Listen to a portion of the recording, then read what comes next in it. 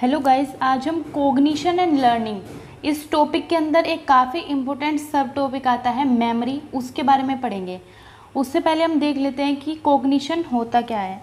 तो कोई भी वर्क जो हमारे कोग्निशन यानी हमारे ब्रेन से रिलेटेड होता है, लाइक हम खुद से चीज़ों को समझने का ट्राई कर रहे हैं, कुछ चीज़ को समझने की कोशिश कर रहे हैं, अंडरस्टैंडिंग हमारी एक्सपीरियंसेस, हमारी सेंसेस से जो हम सीखते हैं या फिर जो भी एक्सपीरियंस को एक्वायर करते हैं, वो सब कोग्निशन के अंदर ही आते हैं। सारे कोग्निटिव प्रोसेस होते हैं। तो हम बोल सकते हैं कि कोग्निशन एक ऐसा प्रोसेस है जिसमें हम एक्वायर करते हैं और अंडरस्टैंड करते हैं नॉलेज को अपने थॉट से, एक्सपीरियंस से और अपनी सेंसेस से।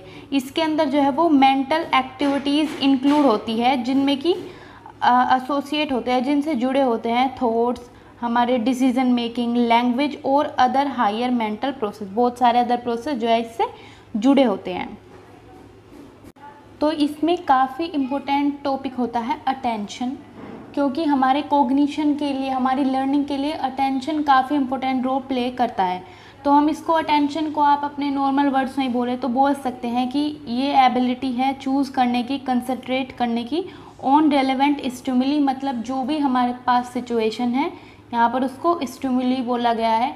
कोई भी सिचुएशन आपके पास है, उसमें जो भी जिस चीज़ पर आप फोकस करते हो कि मुझे यहाँ पर अटेंशन देनी चाहिए, जो चूज़ करते हो, जिस पर भी कंसंट्रेट करते हो, वो सब अटेंशन के अंदर आता है। आपकी वही एबिलिटी चूज़ करने की और कंसंट्रेट करने की, हम बोल सकते हैं उसी को हम अटेंशन कहते हैं।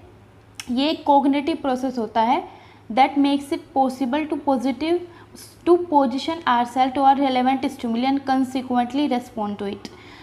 इस प्रोसेस के अंदर ये पॉसिबल होता है कि हम जो है वो किसी एक चीज़ की तरफ अपना पूरा फोकस लगाते हैं और फोकस लगाने के बाद फिर उसका रिप्लाई भी करते हैं चीज़ों का। आप इसको इस एग्जांपल से समझ सकते हो कि लाइक अगर आप किसी मैरिज फंक्शन में गए हैं तो वहाँ पर बहुत सारे लोग होंगे, बट जो आपके फ्रेंड्स हैं या फैमिली मेम्बर्स हैं, आप उनको दूर से ही पहचान लेते हो, क्योंकि आप का मेन फोकस, मेन अटेंशन उनकी तरफ होता है। या फिर अगर आपका अटेंशन खाने की तरफ है तो आप दूर से ही देख के बता सकते हो कि यहाँ पर क्या क्या खाना है।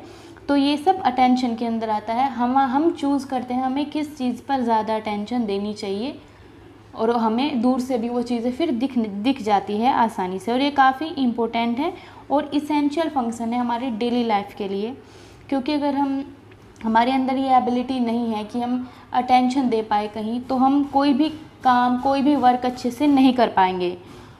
और इसको हम जो है वो इम्प्रूव भी कर सकते हैं। अगर आप प्रॉपरली किसी चीज़ पर अटेंशन नहीं दे सकते, आपका जो माइंड है वो बार बार डाइवर्ट होता है, तो प्रॉपर एप्रोप्रिएट कोग्निटिव ट्रेनिंग यानी ट्रेनिंग रिलेटेड टू ब्रेन जो है वो की जाती है, जिससे हम अटेंशन को बढ़ा सकते हैं।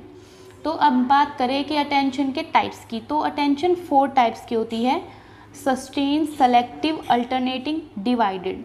तो कुछ तो आप इनके वर्ड से भी आइडिया लगा सकते हो कि इनका क्या क्या मीनिंग हो सकता है, बट हम इनको डिटेल में देखते हैं। इससे ये जो है वो टाइप्स जो है वो इनको तो हम देखेंगे ही। पहले हम देखते हैं फैक्टर्स अफेक्टिंग अटेंशन, जिसके अंदर जो है वो एक्सटर्नल फैक्टर्स भी होते हैं और इंटरनल फैक्टर भी होते हैं। External factor like intensity, uniqueness, size, colour, emotional burden, contrast, ये सारे एक्सटर्नल फैक्टर है। अगर हम इन चीज़ों को लाइक कोई कलर को लेके किसी को थोड़ी सी ये है कि मेरा डार्क कलर है, मैं ज़्यादा गोरा हूँ, ये ज़्यादा काला है, उसके अंदर सेल्फ डाउट क्रिएट होता है, तो वो बाकी चीज़ों पर अटेंशन करना उसको मुश्किल हो जाता है, किसी चीज़ पर फोकस करना उसके लिए मुश्किल हो जाता है।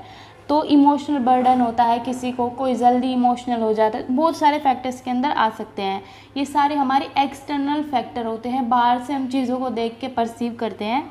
और इंटरनल हमारे खुद के फैक्टर भी होते हैं, like needs, interest, emotion, mental condition, mindset, motivation, physical state. हमारी नीड क्या है, जो हमारी नीड होगी बेसिक, तो ये नेचुरली है कि हम उस पर ज़रूर अटेंशन देंगे, उस चीज़ को, उस पर फोकस करेंगे। जहाँ हमारे इंटरेस्ट होंगे, जहाँ से हमारे इमोशंस जुड़े होंगे, या हमारी मेंटल कंडीशन क्या है, उसके अकॉर्डिंग हम चीज़ों पर अटेंशन देते हैं, चीज़ों पर ध्यान देते हैं। हमारा माइंडसेट भी काफ़ी इंपॉर्टेंट रोल प्ले करता है। हमारा मोटिवेशन क्या है, हमारा गोल क्या है, उसको भी देखते हुए हम अपनी चीज़ों पर ध्यान देते हैं। फिज़िकल स्टेट, ये सारे फैक्टर जो है वो अफेक्ट करते हैं अटेंशन को। इससे अटेंशन बढ़ भी सकती है और अटेंशन जो है वो कम भी हो सकती है। Depend on how you perceive that, ये हम बोल सकते हैं। तो हमने टाइप्स ऑफ अटेंशन देखे, हम डिटेल में देखे। तो जैसे उसमें फर्स्ट बहुत सारे टाइप है, यहाँ पे देखिए 4 टाइप्स है अटेंशन के। तो फर्स्ट हम देखते हैं सेलेक्टिव अटेंशन। सेलेक्टिव, तो आप वर्ड से ही समझ रहे होंगे कि सेलेक्ट, हमें बहुत सारी चीज़ें गिवन है, हमें कुछ सेलेक्ट करना है, इस टाइप का कुछ है। तो मैं अगर बेसिक आपको बताऊं तो आप डेली लाइफ में एग्जांपल देख सकते हो। लाइक अगर आप क्लासरूम के अंदर हो और बाहर से बहुत सारी नॉइस आ रही है, बट फिर भी आप कंप्लीटली फोकस करते हो टीचर की तरफ, अगर आपको पढ़ाई करनी है अच्छे से तब।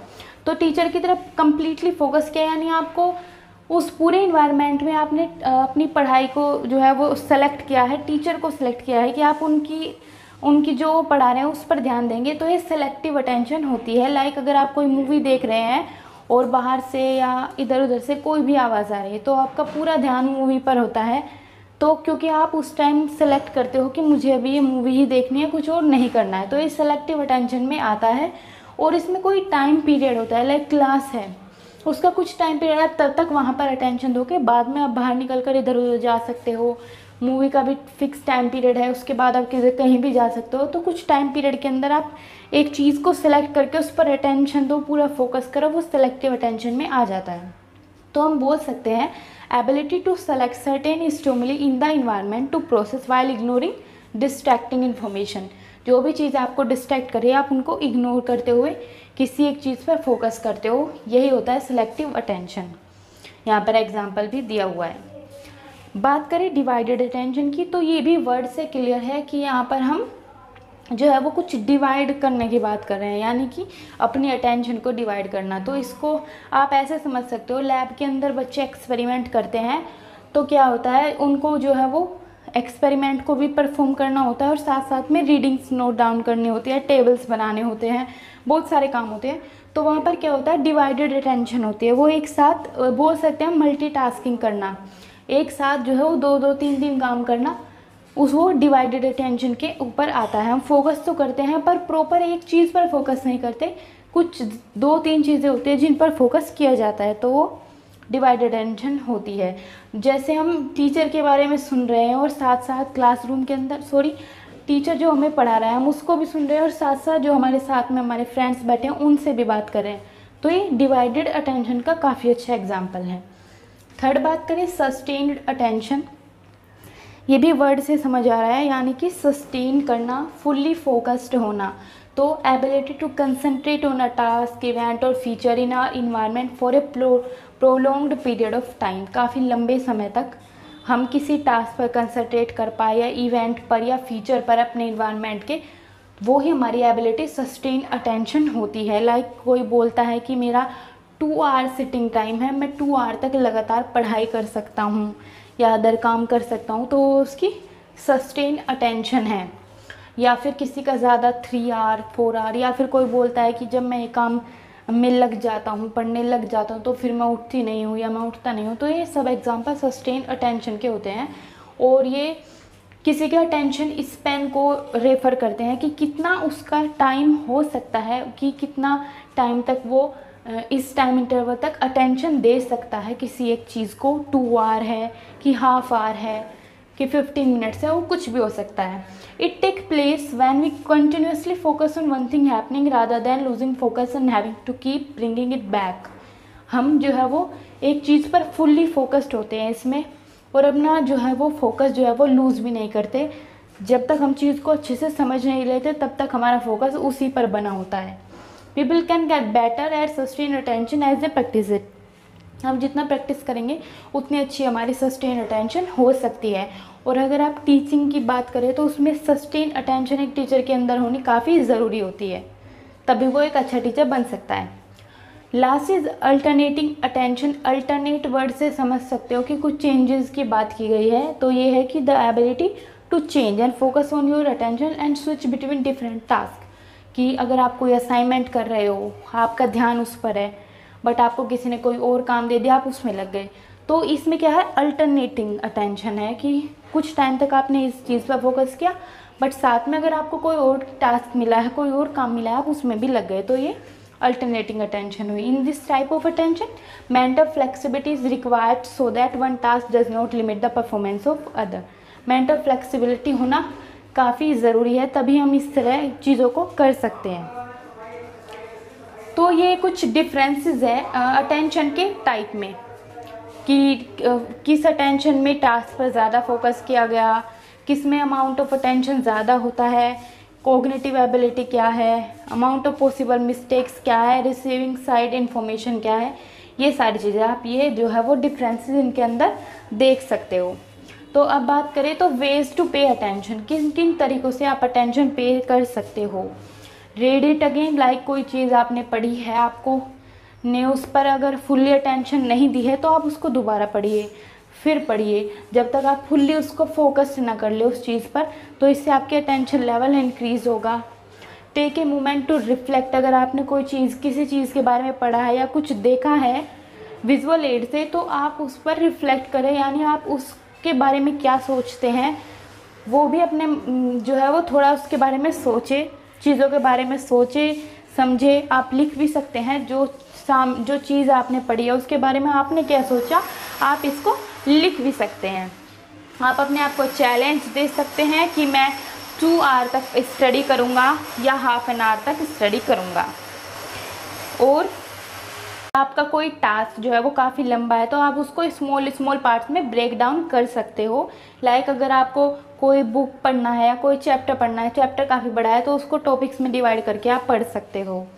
या टेक ए वॉक, कि अगर आप पढ़ते पढ़ते आप थक गए हो, आपका माइंड अच्छे से वर्क नहीं कर रहा है, तो थोड़ी देर के आप वॉक कर सकते हो। इससे आप इन सभी तरीक़ों से आगे और भी तरीके हो सकते हैं, आप अटेंशन दे सकते हो और अटेंशन आपके अंदर जो है वो ये एबिलिटी आ सकती है और इसमें काफ़ी इम्प्रूवमेंट भी हो सकते हैं। So thanks for watching, please like share and subscribe the channel.